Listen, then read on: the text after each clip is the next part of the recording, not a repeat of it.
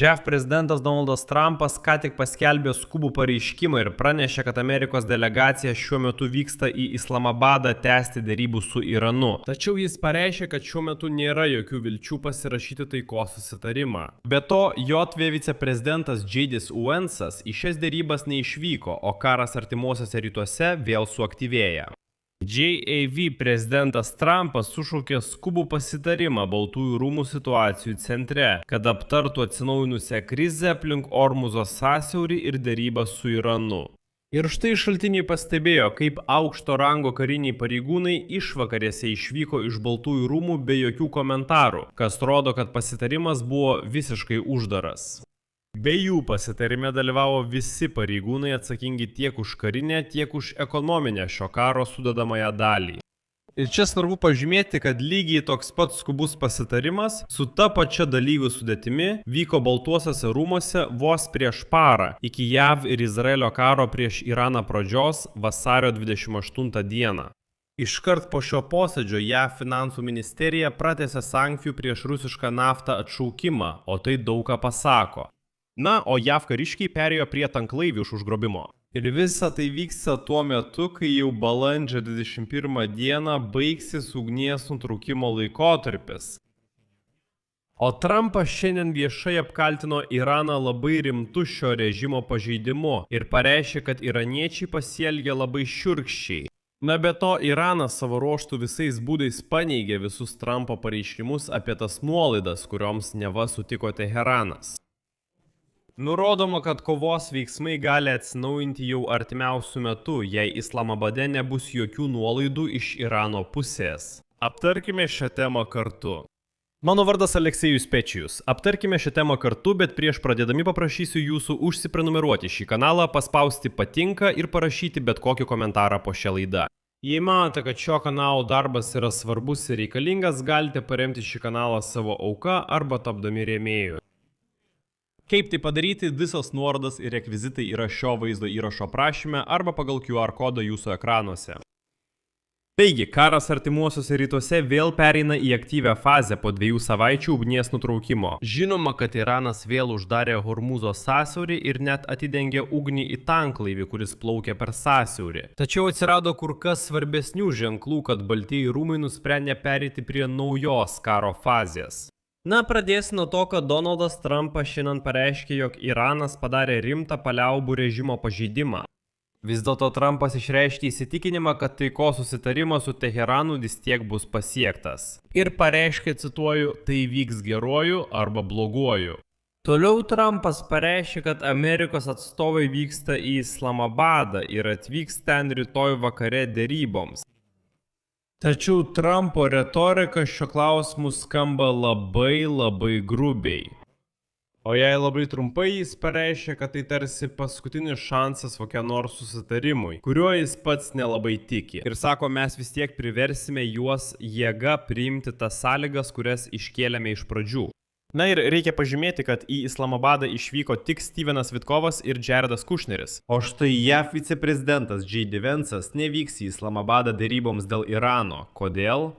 Todėl, kad slaptoji tarnyba nesugebėjo užtikrinti viceprezidento saugumo iki 24-osios. Todėl nusprendė, kad jis ten nevyks. Savo ruoštų Irano URM atstovas spaudai Esmailas Bagajis pavadino Irano uostų blokadą iš JAV pusės neteisėtą ir nusikalstamą. Tai rodo, kad Iranas taip pat neketina daryti jokių nuolaidų. Čia yra dar vienas įdomus momentas, kurį kaip tik ir noriu su jumis aptarti. Išvakarėse buvo pastebėta, kaip Jungtinių valstijų kariuomenės jungtinio štabų vadų komiteto pirmininkas generolas Genas Keinas išėjo iš Baltųjų rūmų. Be to, jis paliko Baltuosius rūmus be jokių komentarų spaudai. Akivaizdu, kad bandyta šį vizitą nuslėpti, tačiau žurnalistai vis tiek jį pastebėjo. Ir štai po šio slapto Deno Keino pasirodymo Baltuosiuose rūmuose tapo žinoma, kad jis dalyvavo uždarame posėdėje dėl sankcijų. Posėdėje situacijų kambaryje kartu su kitais aukšto rango Donaldo Trumpo administracijos nariais. Paaiškėjo, kad šeštadienį JAV prezidentas Donaldas Trumpas sušaukė pasitarimą Baltųjų rūmų situacijų centre, kad aptartų atsinaujinusią krizę aplink Hormuzo sąsiaurį ir derybas su Iranu. Ir štai šaltiniai galiausiai pripažino, kad taip, situacija su Iranu yra kritinėme taške. Tikimasi, kad paliaubų susitarimo galiojimas baigsis vos po 3 dienų. O galutinė naujo Amerikos ir Irano derybininkų susitikimo data buvo atidėta net kelioms dienoms. Ir nepaisant to, kad Amerikos delegacija skrenda į Islamabadą, nėra jokių ženklų, kad šios derybos prie kažko prives. Nes abi pusės signalizuoja, kad jos nesutinka su tomis sąlygomis, kurias kelia jų oponentai. Tačiau Irano elgesys rodo, kad jie nėra pasirengę sandoriui, apie kurį jau spėjo paskelbti Trumpas. Na pavyzdžiui, Iranas atnaujino griežtus karinius kontraktus, kontroliuoja Ormuzo sąsiaurį, uždraudė laisvą komercinių laivų judėjimą. Priežastimi tapo jūrų blokada iš Jungtinių Amerikos valstijų pusės. Apie tai pareiškė oficialus Islamo Respublikos centrinės vadovybės atstovas Khatamas Al-Anbiya Ebrahimas Salfagaris. Toliau jo citata. Amerikiečiai, turėdami savo istorijoje daugybę įsipareigojimų pažeidimų, toliau vykdo piratavimą ir jūrų plėšikavimą, prisidengdami vadinamąją blokadą. Dėl to kontrolė ties Ormuzo sąsiauriu grąžinta į ankstesnę būseną. Režimas galios tol, kol JAV nenustos blokuoti Irano uostų. Tačiau JAV akivaizdu nesiruošia nutraukti savo blokados. Atsakydamos į Irano pusės pareiškimą, JAV paskelbė, kad artimiausiomis dienomis Amerikos kariškiai pradės laipintis į naftos tanklaivius ir prekybinius laivus, susijusius su Iranu, ir juos sulaikinėti tarptautiniuose vandenyse. JAV prezidento Donaldo Trumpo administracijos sprendimas sustiprinti ekonominį spaudimą Teheranui. Pasak leidinio Wall Street Journal, tai skirta priversti Irano režimą vėl atverti Ormuzo sąsiaurį ir daryti nuolaidas dėl savo branduolinės programos. Tačiau tai dar ne viskas. Oficialus Irano užsienio reikalų ministerijos atstovas, tas pats Ismailas Bagai, kurį jau šiandien minėjome, pareiškė, kad Iranas niekada nesvarstė galimybės perduoti savo praturtintą uraną amerikiečiams. Apie tai anksčiau buvo pareiškęs Donaldas Trumpas. Jis pabrėžė, kad toks variantas net nesvarstomas. Citata. Praturtintas uranas mums yra toks pat šventas kaip Irano žemė ir nebus perduotas niekur ir jokiomis aplinkybėmis. Taip jis paneigė JAV prezidento Donaldo Trumpo pareiškimą, kuris tvirtino, kad Iranas sutiko perduoti amerikiečiams praturtintą uraną iš objektų Isfahane, Natanzėje ir Fordu.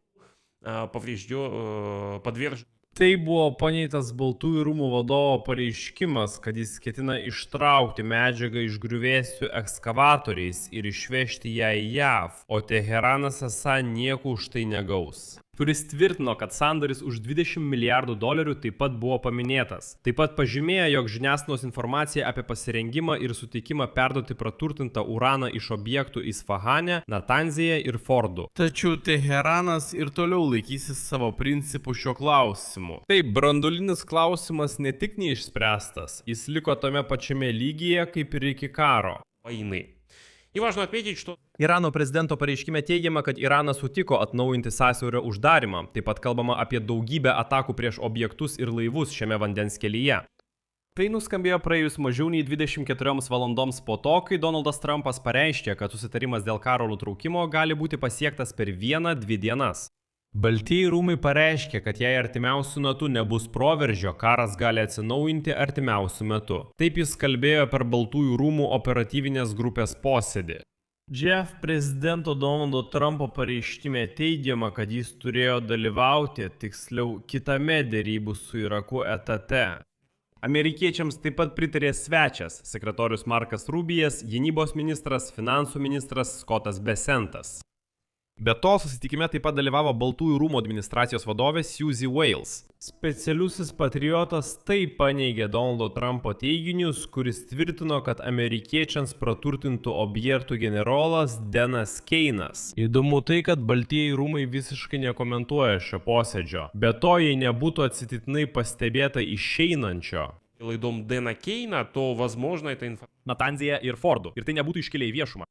Tai yra akivaizdu, kad bandyta nuslėpti šį posėdį Baltųjų rūmų situacijų kambaryje. Tai buvo paneigtas prezidento Donaldo Trumpo pareiškimas, kuris tvirtino, kad išvakarėse prieš karo pradžią jis sutiko.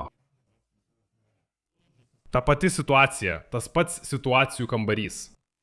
Įdomu tai, kad šeštadienį, kalbėdamas su žurnalistais apie praturtintą uraną iš Natanzės objektų, jis šiek tiek pajuokavo, kad jie vėl norėjo uždaryti sąsiaurį, o vėliau pridūrė, kad Iranas, cituoju, negalės mūsų šantažuoti. Taip jis paneigė Iranų teiginius. Svarbu ir tai, kad šeštadienio vakarą Donaldas Trumpas pareiškė, jog Iranas sutiko perduoti amerikiečiams praturtintą uraną.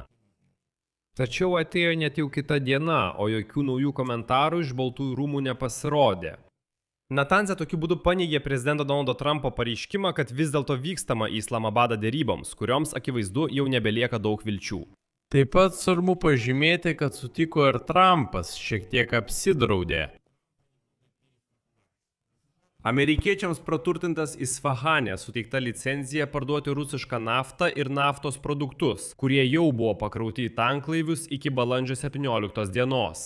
Ir kas svarbu, apie tai skubiai pranešė JAV finansų ministerija iškart po pasitarimo Baltuosiuose rūmuose.